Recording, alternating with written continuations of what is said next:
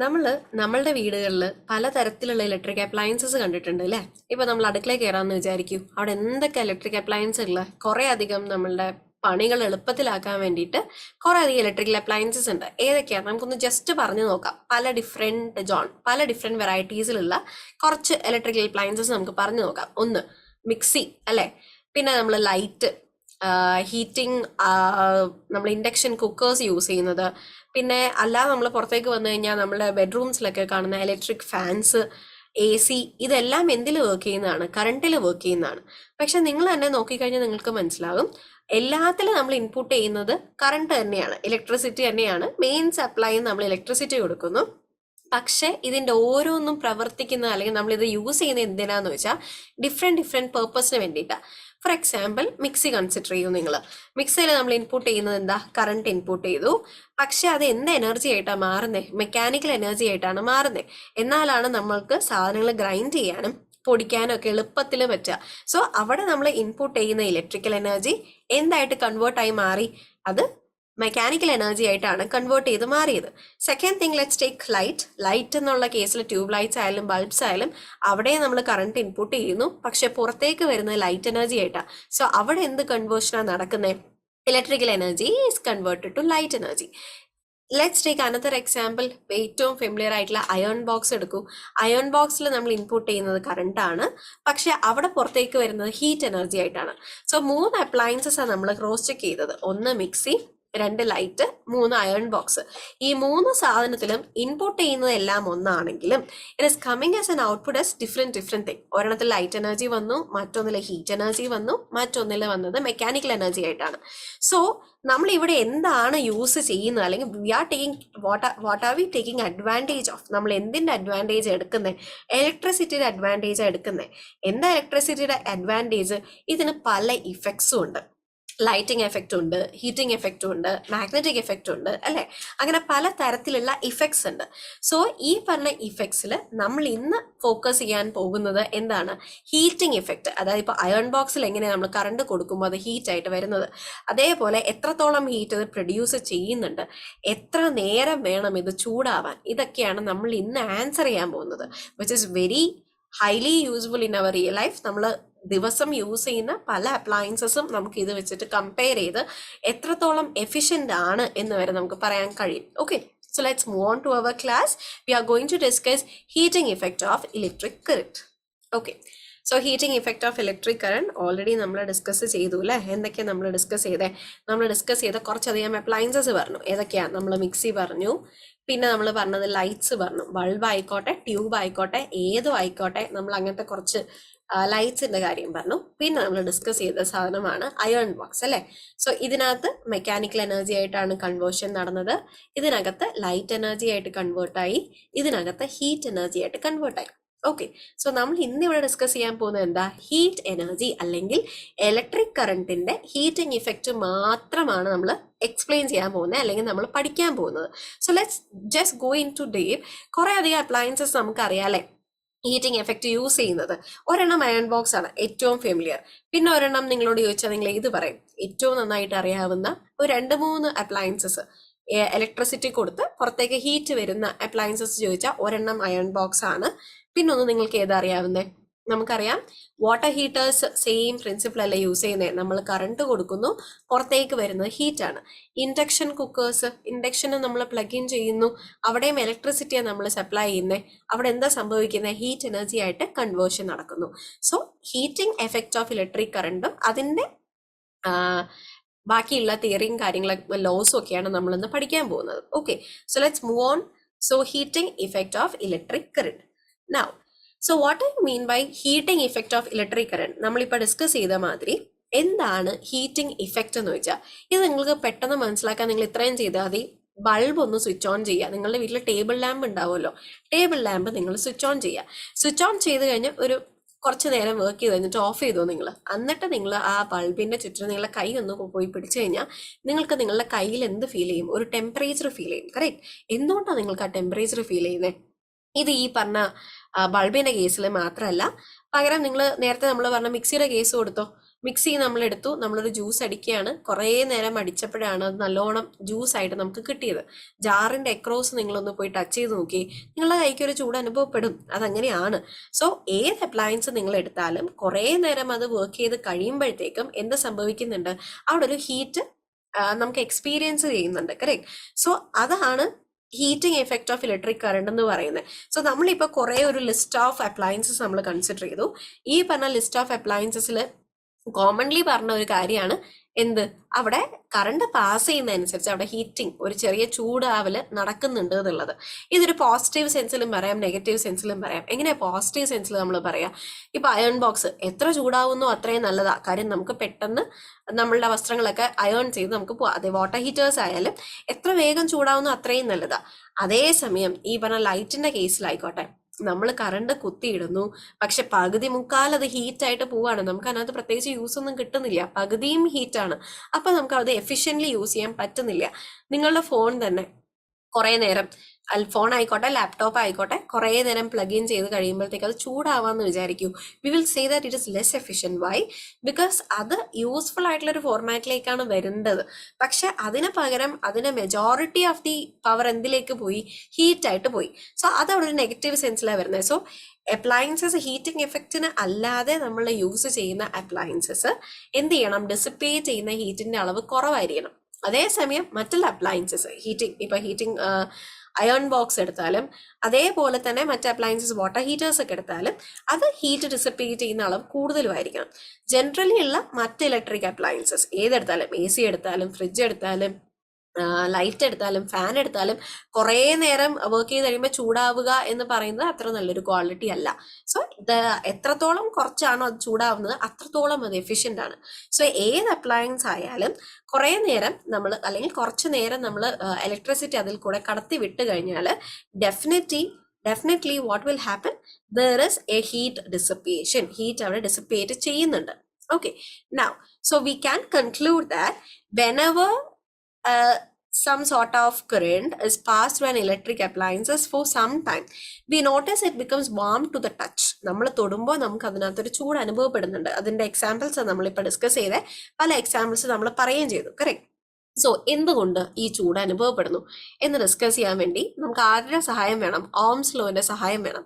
9th സ്റ്റാൻഡേർഡിൽ നമ്മൾ already പഠിച്ചതാണ് Ohm's law എന്താന്നുള്ളത് അല്ലേ. എന്താ ഓംസ് ലോ?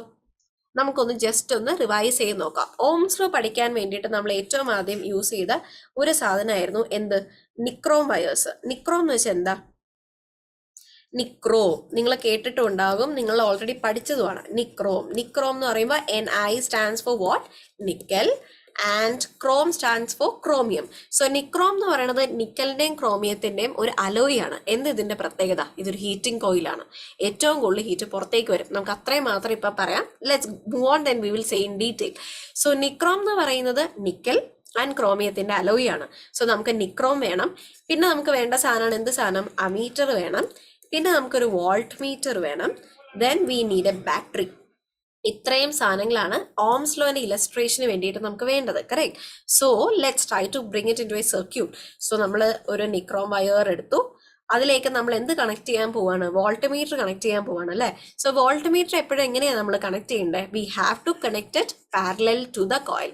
കോയിലിന് പാരലൽ ആയിട്ടാണ് എന്ത് കണക്ട് ചെയ്യേണ്ടത്? വോൾട്ട് മീറ്റർ കണക്ട് ചെയ്യേണ്ടത്. അമീറ്റർ എപ്പോഴും സീരിയസ് ആയിട്ട് കണക്ട് ചെയ്യണം. സോ അമീറ്റർ കണക്ട് ചെയ്തു. പിന്നെ നമ്മൾ കണക്ട് ചെയ്യുന്ന സാധനമാണ് ബാറ്ററി. ഇത്രയും സാധനങ്ങൾ നമ്മൾ കണക്ട് ചെയ്തു. ഇനി ഇതാണ് നമ്മുടെ എക്സ്പെരിമെന്റൽ സെറ്റപ്പ്. നമ്മൾ എന്താ സ്റ്റഡി ചെയ്യാൻ പോകുന്നത്? ഇവിടെ നമ്മൾ ഒരു സെൽ ഓഫ് ബാറ്ററി മാത്രമാണ് കണക്ട് ചെയ്തിട്ടുള്ളത്. ക്രമേണ പ്രോഗ്രസീവ്ലി നമുക്ക് എന്ത് ചെയ്യാം? കുറച്ചധികം സെൽസ് കണക്ട് ചെയ്ത് നോക്കാം. അപ്പൊ ഇതിനകത്ത് വോൾട്ട് മീറ്റർ റീഡിങ്ങിലും അമീറ്റർ റീഡിങ്ങിലും എന്ത് ഡിഫറൻസ് വന്നു എന്നാണ് നമ്മൾ സ്റ്റഡി ചെയ്യാൻ പോകുന്നത്. ഓക്കെ. സോ ഇത് നമ്മൾ കണക്ട് ചെയ്ത് കഴിഞ്ഞ് നമ്മൾ സെൽസിന്റെ എണ്ണം കൂടുന്നതിനനുസരിച്ച് ഡെഫിനറ്റ്ലി എന്ത് കൂടും? വോൾട്ടേജ് കൂടും. കറക്റ്റ്. പൊട്ടൻഷ്യൽ ഡിഫറൻസ് കൂടുന്നു. പൊട്ടൻഷ്യൽ ഡിഫറൻസ് കൂടുന്നതിനനുസരിച്ച് കൂടുന്ന ഒരാളാണ് കറണ്ട്. വോൾട്ടേജ് കൂടുന്നതിനനുസരിച്ച് കറണ്ട് കൂടും. വോൾട്ടേജ് കുറയുന്നതിനനുസരിച്ച് കറണ്ട് കുറയുകയും ചെയ്യും. സോ നമ്മൾ ഇതിനെ എങ്ങനെയാ പറയാ? That is voltage is directly proportional to the current. ഇത്രേ ആരും പറഞ്ഞിട്ടുള്ളൂ, ഓംസ് ലോയും പറഞ്ഞിട്ടുള്ളൂ, അല്ലെങ്കിൽ ഓംസ് ലോയിലും പറയുന്നത് ഇത്രയും മാത്രമാണ്. So voltage is directly proportional to the current. So the Ohm's law says that the current flowing through a conductor is proportional to the voltage difference across its ends. ആ ഏത് കണ്ടക്ടറിന്റെയും voltage ഇവിടെ നിങ്ങൾ നോക്കിയാൽ നിങ്ങൾക്ക് മനസ്സിലാവും പ്രപ്പോർഷണൽ. കണ്ടോ, proportional എന്ന് വെച്ചാൽ ഒന്ന് കൂടുമ്പോൾ മറ്റേത് കൂടുക, ഒരെണ്ണം കുറയുമ്പോൾ മറ്റേത് കുറയുക. വേറൊന്നും നിങ്ങൾ പഠിച്ചിട്ടുണ്ട്, ഇൻവേഴ്സ്ലി പ്രപ്പോർഷണൽ. ഇൻവേഴ്സ്ലി പ്രപ്പോർഷണൽ എന്ന് വെച്ചാൽ എന്താ, നേരെ തിരിച്ചാ, ഒരെണ്ണം കൂടുമ്പോൾ മറ്റേത് കുറയുക ചെയ്യുക, കുറയുമ്പോൾ കൂടുക. That is inversely. ഇവിടെ പറഞ്ഞിട്ടുള്ളത് പ്രപ്പോർഷണൽ ആണെന്നാണ്. ആരൊക്കെയാ പ്രപ്പോർഷണൽ? കറണ്ട് ഫ്ലോയിങ്ങും വോൾട്ടേജ് ഡിഫറൻസും.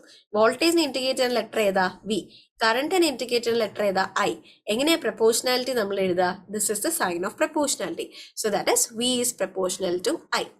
ഓക്കെ, ഇനി നമുക്കറിയാം ഫിസിക്സിലായാലും എന്തിലായാലും സയൻസിൽ നമ്മൾ പഠിക്കുമ്പോൾ പ്രപ്പോർഷണാലിറ്റി പറയുന്നത് ഒന്ന് കൂടുമ്പോൾ മറ്റേത് കൂടിയെന്ന് മാത്രമേ പറഞ്ഞുള്ളൂ, എത്രത്തോളം കൂടിയെന്നത് പറഞ്ഞിട്ടില്ല. കറക്റ്റ്. സോ അങ്ങനെ നമുക്ക് പറയണമെങ്കിൽ ഈ പ്രപ്പോർഷണാലിറ്റിയുടെ സൈൻ മാറ്റിയിട്ട് നമ്മൾ എന്താ കൊണ്ടുവരേണ്ട? അവിടെ നമ്മൾ ഈക്വൽസ് ടു കൊണ്ടുവരണം അല്ലേ? സോ ഈക്വൽസ് ടു കൊണ്ടുവരാൻ നമുക്ക് വെറുതെ കൊണ്ടുവരാൻ പറ്റുമോ? ഇല്ല. നമ്മൾ അവിടെ എന്ത് ഇൻട്രൊഡ്യൂസ് ചെയ്യണം? എക്സ്പെരിമെന്റലി എത്ര റേഷ്യോയിലാണ് അത് കൂടുന്നതെന്ന് കണ്ടുപിടിച്ച് അവിടെ ഒരു കോൺസ്റ്റന്റിന്റെ വാല്യൂ നമ്മൾ എന്ത് ചെയ്യേണ്ടി വരും? ഇൻട്രൊഡ്യൂസ് ചെയ്യേണ്ടി വരും. Correct. So we can write that V is proportional to I as given here. Mathematically V is proportional to I, and ഇതിന്റെ പ്രപ്പോർഷണാലിറ്റി മാറ്റാൻ വേണ്ടി നമ്മൾ എന്ത് ചെയ്തു? എക്സ്പെരിമെന്റലി വെരിഫൈ ചെയ്തതാണ്. That is V is equal to RI. Now what is this R and what is its purpose എന്താന്നുള്ളതാണ് ഇനി പഠിക്കണം. ഇതാണ് മെയിൻ ആയിട്ടുള്ള ഭാഗം. So V is equal to R I എന്ന് പറയുമ്പോൾ ആർ ആണ് റെസിസ്റ്റൻസ്, ഐ ആണ് അതിന്റെ കറണ്ട്. ഇനി റെസിസ്റ്റൻസ് എന്ന് വെച്ചാൽ എന്താ? ഇത്രയും നിങ്ങൾ ഓർക്കുക, നിങ്ങൾ ഒരു വഴി കൂടെ നടന്നു പോവാണ്, വഴിക്ക് ആകെ ഇത്രയും നീളവും വീതിയുള്ളൂ. വേറെ ആരും ആ ക്രൗഡഡ് അല്ലാത്ത വളരെ സുഖമായിട്ട് നടന്നു പോകാൻ പറ്റുന്ന ഒരു വഴിയാണ്. നിങ്ങൾക്ക് എന്ത് ചെയ്യാൻ പറ്റും? വളരെ നിസ്സാരമായിട്ട് ഒരു മിനിറ്റിൽ നിങ്ങൾക്ക് ഇവിടെ നിന്ന് ഇവിടത്തോളം എത്താൻ പറ്റും, ഒരു ബുദ്ധിമുട്ടുമില്ല. അതേ സെയിം വഴി തന്നെ കുറെ അധികം കല്ലുകളുണ്ട്, അതേപോലെ തന്നെ ഭയങ്കര ക്രൗഡാണ്, കുറെ വെഹിക്കിൾസ് കൊണ്ടുവന്ന് പാർക്ക് ചെയ്തിട്ടുണ്ടെന്ന് വിചാരിക്കും. നിങ്ങൾക്ക് ഇവിടെ നിന്ന് നടന്നെത്താൻ വേണ്ടിയിട്ട് യു ഹാവ് ടു സ്ട്രഗിൾ. കുറേ സമയം എടുക്കും. നേരത്തെ എടുത്ത അത്രയും സമയം നിങ്ങൾക്ക് മതിയാവോ? ഇല്ല. നേരത്തെ എടുത്ത അത്ര എനർജി നിങ്ങൾക്ക് മതിയാവോ? ഇല്ല.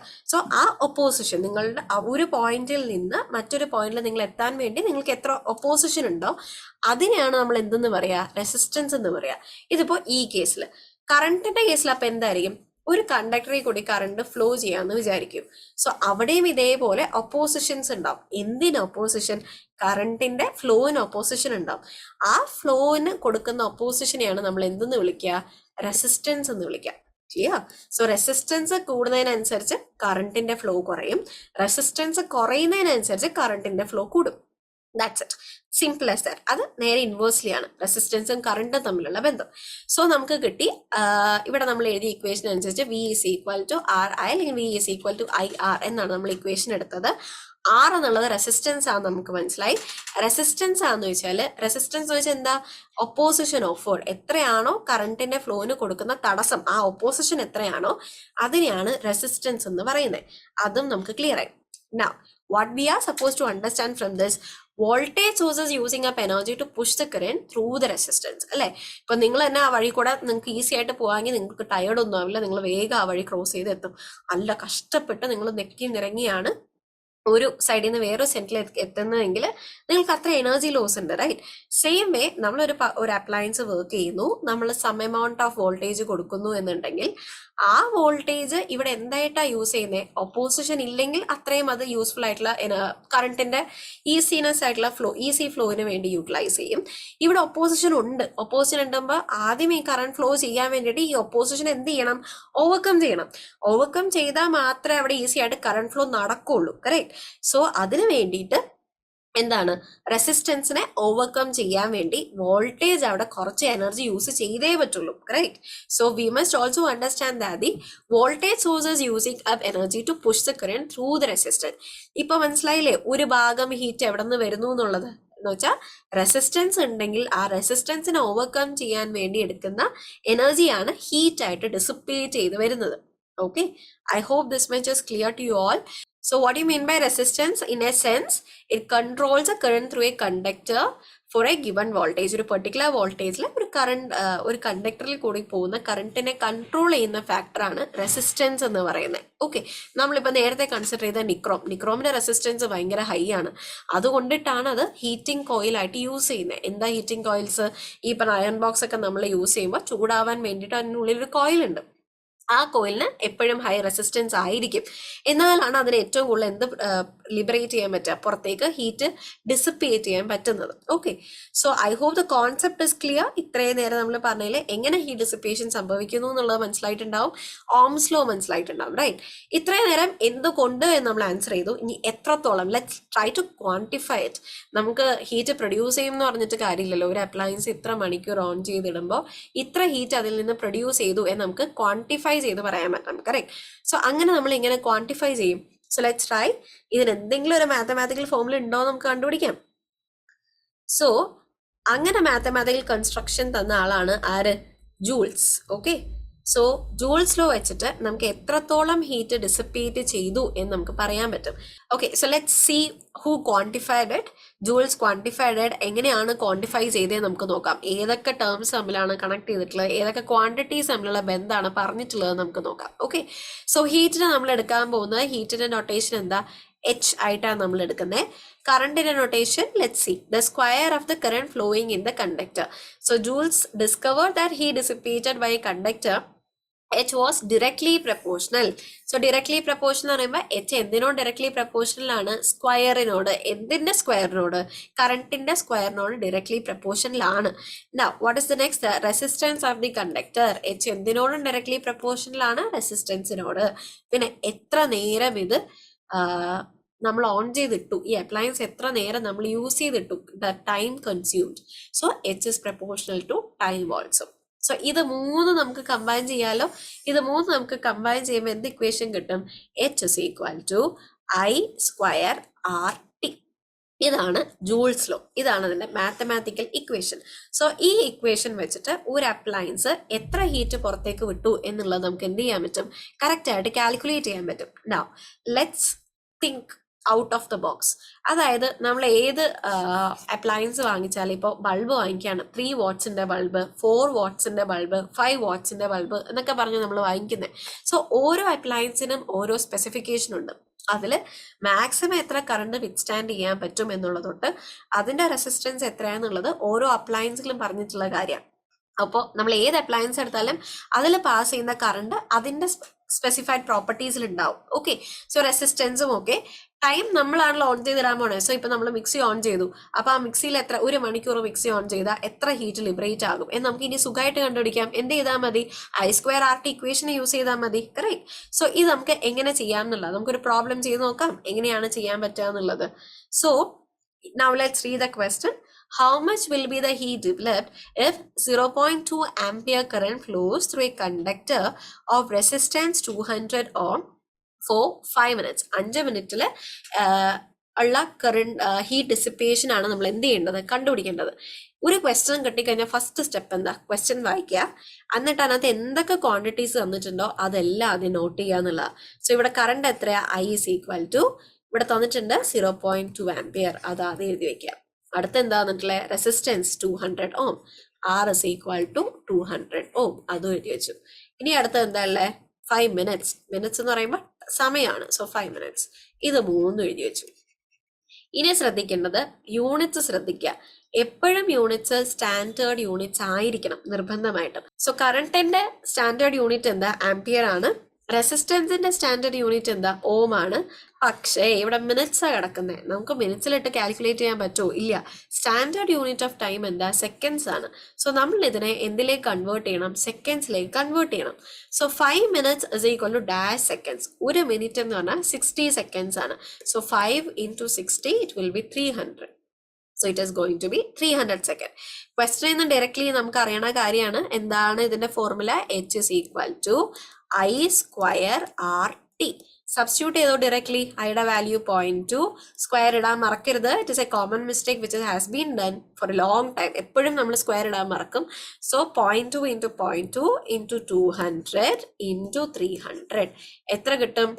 It has 0.04 into 200 into 300. 6 fours are 24, 2400. ഇങ്ങനെ എഴുതിയാൽ നിങ്ങൾക്ക് മാർക്ക് കിട്ടൂല. കാര്യം നിങ്ങൾ എന്ത് എഴുതണം? ലാസ്റ്റ് യൂണിറ്റ് എഴുതിയേ പറ്റുള്ളൂ. സോ ഹീറ്റിന്റെ യൂണിറ്റ് എന്താണ്? കണ്ടുപിടിച്ച ആൾ ആരാണോ അയാളുടെ ഓർമ്മയ്ക്കാണ്. So it is going to be 2400 joules. So ഇന്ന് നമ്മൾ എന്തൊക്കെയാ പഠിച്ചത്? Let's quickly go through. ആദ്യം നമ്മൾ എനർജി കൺവേർഷൻസ് പഠിച്ചു അല്ലേ? എക്സാമിന്റെ ക്വസ്റ്റ്യൻ പേപ്പറിന് 1 മാർക്കിന് ചോദിക്കുന്ന ചോദ്യങ്ങളാണ് എനർജി കൺവേർഷൻസ്. ഏത് ഇലക്ട്രിക്കൽ അപ്ലയൻസ് എടുത്താലും അതിന്റെ എനർജി കൺവേർഷൻസ് ചിലപ്പോൾ ചോദിച്ചെന്നിരിക്കാം, which is a 1 mark question. So അത് നമ്മൾ പഠിച്ചു. പിന്നെ ജൂൾസ് ലോ പഠിക്കണം എന്നുണ്ടെങ്കിൽ നമ്മൾ ഹീറ്റ് ഡിസിപ്പേഷൻ പറയണം എന്നുണ്ടെങ്കിൽ നമുക്ക് ഓംസ് ലോ അറിഞ്ഞിരിക്കണം അല്ലേ? സോ 9th നമ്മൾ ഓൾറെഡി പഠിച്ച ഓംസ് ലോ നമ്മളൊന്ന് റിവൈസ് ചെയ്തു. പിന്നെ നമ്മൾ ജൂൾസ് ലോ പഠിച്ചു, എങ്ങനെ ഹീറ്റ് ഡിസിപ്പേഷൻ സംഭവിക്കുന്നു എന്ന് പഠിച്ചു, അതിന്റെ മാത്തമാറ്റിക്കൽ കൺസ്ട്രക്ഷൻ പഠിച്ചു, നമ്മൾ 2 പ്രോബ്ലം ചെയ്തു. I hope this much is clear for you all. എല്ലാവർക്കും മനസ്സിലായി എന്ന് വിശ്വസിക്കുന്നു. ആൻഡ് ദെൻ ഇതിന്റെ കുറെ അധികം പ്രോബ്ലംസ് നമ്മളുടെ പ്ലാറ്റ്ഫോമിലുണ്ട്. So try doing it and suggest it to your friends if you like the class.